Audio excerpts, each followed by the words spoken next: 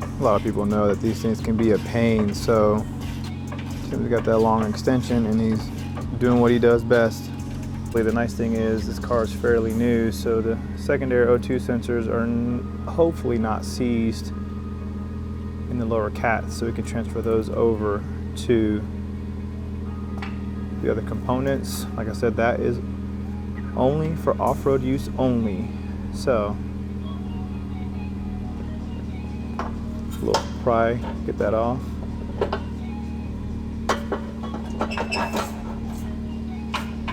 There's one.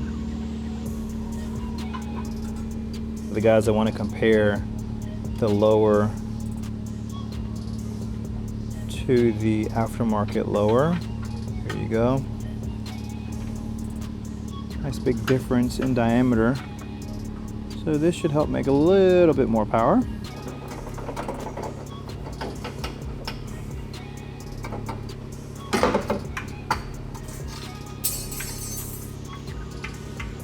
There's a second one. Let's see if I was right, if they pop loose. Oh yeah. So first one popped loose. So we'll take that one and then we'll transfer that to that spot right there. Now we have secondary O2 sensors because those are pretty important. Don't want to leave those out. There goes the second one. There we go.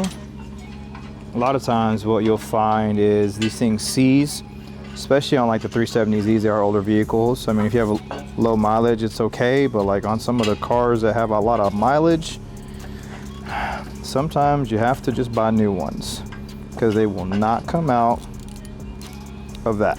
So this kit, you'll see the lowers are 3-inch. However, most of the factory stuff is 2.5. So they provide an adapter piece here, which you'll see, and then we'll put it on here. Oh my God, I'm struggling. So you'll see there, just like that. Boom. So now we're set up to match up to the remainder of the exhaust. See the full setup, stock gasket, spacer, and then the gasket that comes behind the spacer for the setup here. So you see, there it is. The driver's side one here. So Tim has a little trick here. So there's like you have to make sure to install this gasket on one way, because if you start like this, you're going to have an exhaust leak. As you can see, it's not. So in order to make it that fixed, you're going to have to flip it. Oops. This the other side. There you go. Like that. So you see how. Check, make sure that so gasket is flush against to this little pipe flange here. Yep. So you just got to make sure that that's flush, because if not, you will have an exhaust leak, and then you have to take it all back apart and redo it. So wrong way is like this. The correct way is like this. Tim is showing the way. All right, here we go. The old off-road use components from AMS. Shall we put that bracket in there? Nice little touch. Pretty straightforward. It goes on like that. Make sure it's correct. Boom, boom. Ready to go.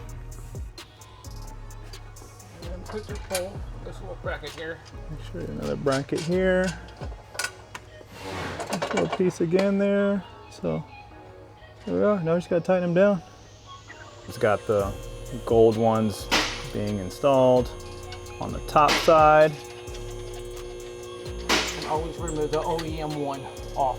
This is So, to help to hold this hold down pipe. So I'm just okay. switching to the gold one. So take the old one off and then put the gold one back on, just like a so.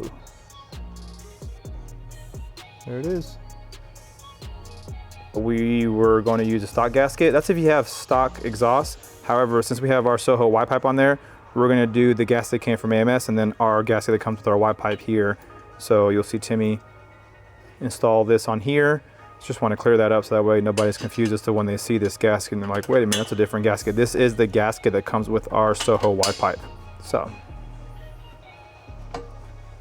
one side's in.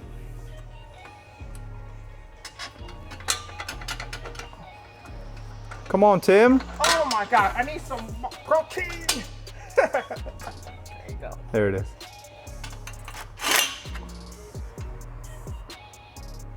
Make sure everything lines up. One side done.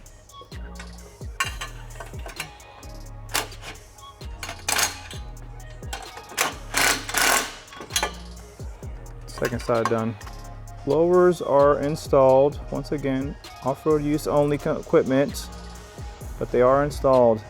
So let's see how it sounds now with the SOHO single.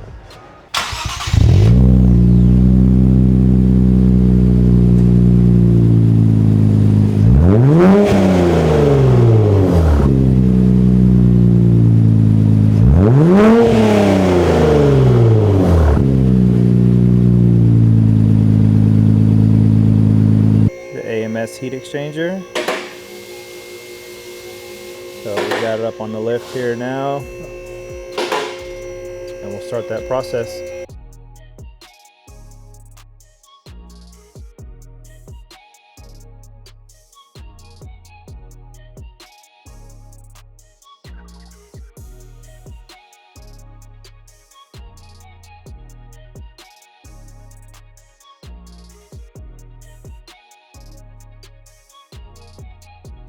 Gonna remove the oil cooler now. Tim's draining all the fluid out of the heat exchanger before we remove all the lines to take that little girl out.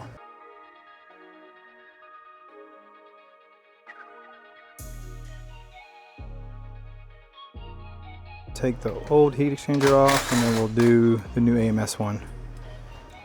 We'll do a comparison as well too, so you can see the sizes of how different it is. All right, so here's the difference. That's the stock one. And that's the AMS one. So you can see the difference between the two.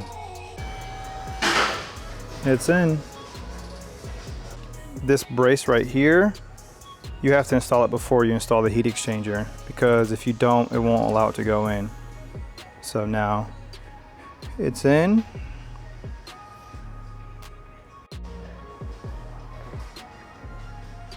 It's all back together now. So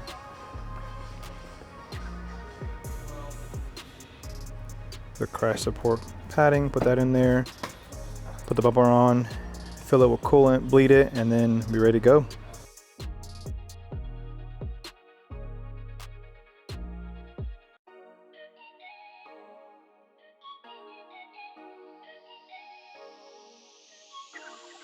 There's a special tool right here that creates a vacuum system, so it's trying to take all the air out from the heat exchanger, and by the time you look at the pressure, you double check, make sure there's no leaks, and then you're gonna have to wait about a few minutes, and then you're gonna open this valve right here. That's where it sucks all that fluid going in there, so that way you know you have no air in the system.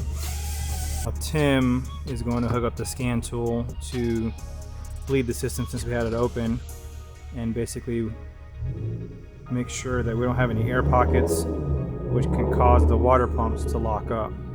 So that's one big thing you got to make sure you do, is you got to make sure that you bleed these things properly with the heat exchanger.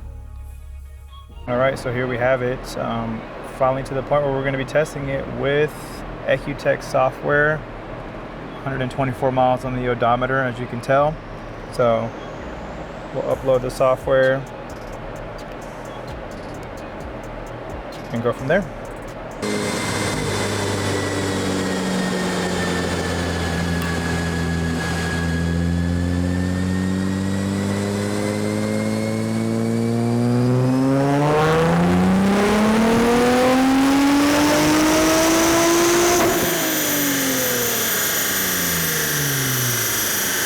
All right, everybody, so what you'll see here is there's going to be 3 dyno graphs here. The first one is going to be the green dyno graph, which is the one that we showed when we did the SOHO single exhaust with no tune. Blue is going to be when we added the lower downpipes. As I said earlier in this video, the lower downpipes are for off-road use only. And orange is going to be the power band that we received, or we got once we tuned it on Ecutek on 93 octane. So going over these three graphs, so you'll see the green graph, we lost a little bit of boost on the bottom end. However, once we installed the lower downpipes, we were able to bring the boost back in. As you can see, between 4,000 and 3,000, you see how it picked up a little bit of boost. It came in quicker. Now keep in mind it's still on the stock wastegate table, so it is going to act funky in regards to how the power comes in because it was tuned with the stock exhaust. Now as we go to the orange graph, you'll see that that is the power we made on 93 octane. So you see we bumped it up from about 15 to 16 pounds to about 18 PSI on the top end. So you see it comes in real nice, made about 456 foot-pounds of torque. It holds 450 for a little bit, and then it goes to about 5,000, it falls off. And then as you can see on the top end, it kind of falls off as well too. So we always want more power. So we're gonna wire in the flex fuel kit, do an E30 blend before we go to the track, see if we can get a little more power out of it.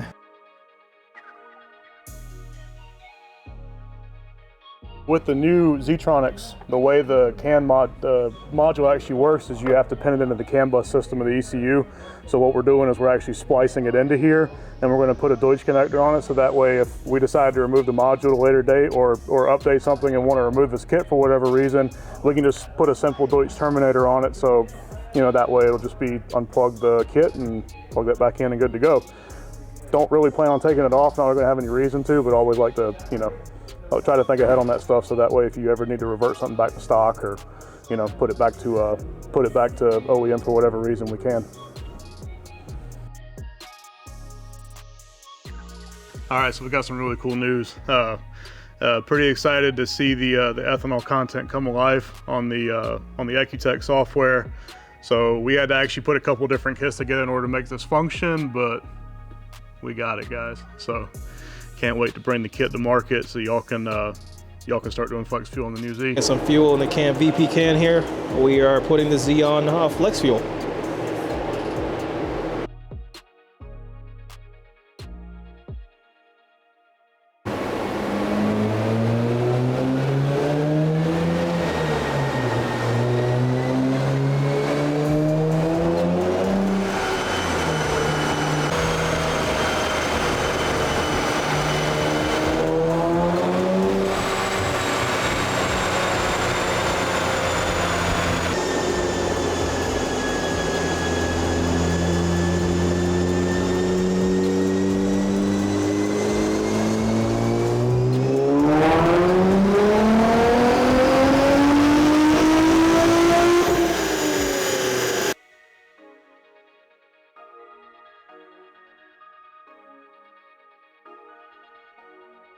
So now we kept the pump gas map up, and then we added the E30 map. So you'll see the E30 map is the red map. So didn't really pick up too much on the bottom end. The biggest thing that we really started to see power pickup was between 5,200 and up. So you'll see that nice pickup of power of almost 15 to 20 wheel. So, I mean, this is great power. This is what we're going to go out on and see if we can get some better time, or if we can at least drop a second off is our main goal going to the track. We're not shooting for a 10-0 pass with this type of power level. We are aware that's going to take full 85 and other components. However, let's see how far we can drop this quarter-mile time down by just going E30, lower down pipes, and the SOHO single along with the tune. So let's see what we did.